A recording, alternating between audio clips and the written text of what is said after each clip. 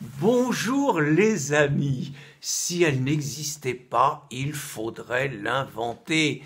Anne Hidalgo vient de poser sur la table son joker. Terminées les élections de 2020, elle va les gagner.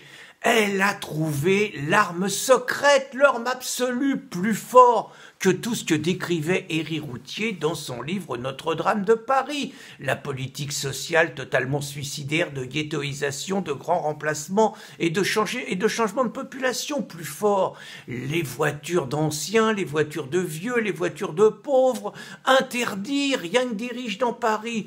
Plus fort, beaucoup plus fort encore, les bouchons permanents, les travaux qui n'arrêtent pas, la pollution encore plus forte malgré les bonnes intentions, encore plus fort.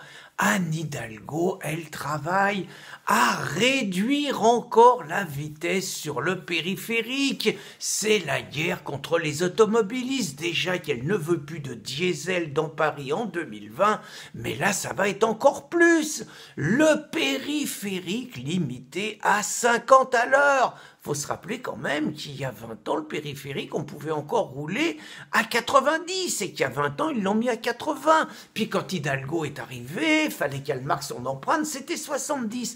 Eh bien, on va plus rouler qu'à 50 à l'heure et plus de poids lourds et une voie en moins, voire peut-être deux voies en moins et en plus une voie réservée aux bons élèves.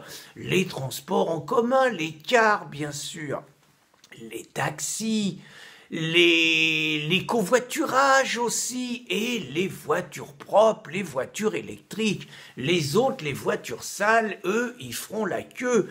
Mais c'est des experts, les gens de la mission d'information et d'évaluation de la mairie de Paris. C'est rien que des grosses têtes. Ils ont trouvé le truc fatal.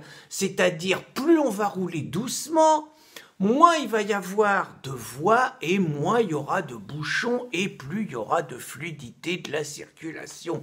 Ils sont costauds ces gens-là. Alors là, je peux vous dire que les Mounir Majoubi, les Griveaux, les Villani, là, le mathématicien, la Rachida Dati et Serge Federbush, dont je vais reparler, ils peuvent aller se rhabiller. Là, Anne, elle a sorti son joker. Alors moi, je pourrais dire, si j'étais égoïste, que je viens pratiquement plus à Paris. Moi, j'ai donné, c'est terminé. Sauf quand j'ai des procès, quand les antiracistes me poursuivent, quand le parquet me poursuit, quand les islamistes me poursuivent. Donc là, moi, je fais la paix, je vous en supplie, mais me collez plus de plaintes, je peux plus. Vous pouvez pas me faire subir le périph' à Paris dans ces conditions-là. C'est inhumain, c'est de la barbarie. Je vous en supplie, arrêtez.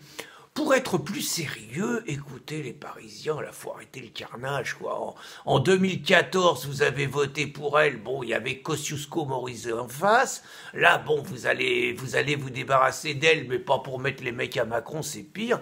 Vous n'avez qu'une solution, c'est Serge Federbush, et je suis sérieux. Serge, c'est un espèce de Robert Ménard, mais bon, le Robert Ménard de Béziers, qu'on aurait mis à Paris. C'est un mec qui a la gouaille, c'est un vrai titi parisien, et puis c'est surtout quelqu'un qui a du bon sens, qui a les pieds sur terre, qui veut pas d'un Paris qui devienne un cloaque à migrants, qui veut pas d'un Paris qui devienne un cauchemar pour les automobilistes, qui veut pas d'un Paris du gros remplacement, mais c'est quelqu'un qui veut d'un Paris qui redevienne Paris. Alors écoutez, Serge est soutenu par pas mal d'associations patriotes. Sur l'islam, il est très clair et tout, donc les Parisiens, débarrassez-nous d'Hidalgo au plus vite et collez-nous l'ami Serge Federbush. Bonne journée les amis.